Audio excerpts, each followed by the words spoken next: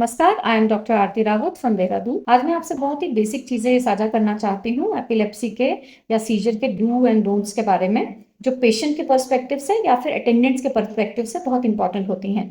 सबसे पहले हम पेशेंट की बात करते हैं। जब एक पेशेंट जो है एपिलेप्सी या सीजर डिसऑर्डर से डायग्नोज होता है, तो most important thing is that he has to show confidence in his doctor, कि जो डॉक्टर साहब उसे कहते हैं उसको वो रेगुलरली फॉलो करे, रेगुलर उनके जो फॉलोअप में रहे, उनके दो दी गई जो दवाइयां हैं उनको वो खुद ना बढ़ाए ना कम करे, ना किसी रिश्तेदार के कहने पे या इंटरनेट नॉलेज के जरिए जो है उनको अपने आप से ही चेंज करने की कोशिश करे।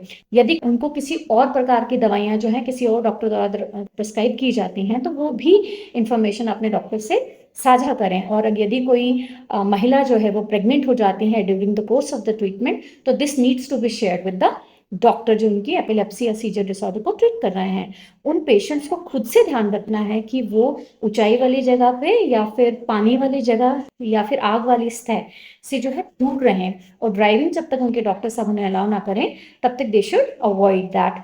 Practice yoga, exercise, sleep hygiene, avoid alcohol and recreational facilities को आपको अवॉइड करना चाहिए। एक सिंपल लाइफ जीने की कोशिश करनी चाहिए with a routine that should be regularly followed.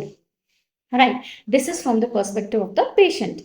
So what can the attendants do? जब किसी पेशेंट को ऐसा दौरा आ रहा है तो अटेंडेंट्स क्या कर सकते हैं? सबसे इंपॉर्टेंट चीज है, डू नॉट पैनिक, चिंता मत करिए, आसपास हंगामा या भीड़ मत इकट्ठी करें, पेशेंट को साइड पे लेटा दें, और उसने अगर टाइट क्लोथिंग पहनी है, जैसे कि उसने टाई पहना है या बेल्ट पहना है, रिमूव दिस। शार्प ऑब्जेक्ट्स आसपास से हटा दीजिए, और don't try to put anything into his mouth. कुछ भी पानी या कुछ प्रकार के वस्तुएं सुंघाइए मत, कोई खाना मत डालिए। रिमेंबर, ये छोटी सी जो है एपिसोड है, दिस विल वेन ऑफ, और जो ही ये वेन ऑफ हो जाता है तो आप जो है उसे रीअश्योर करिए that we are with you, don't worry, and take him to the nearest hospital. खुद से कयाफा मत लगाइए कि ये खाना ना खाने की वजह से हुआ, नींद ना पूरे होने की वजह से हुआ है। Let doctor decide what are the factors that has led him to have this episode of seizure. I hope if you understand these basic points, half of the job is done. Thank you so much.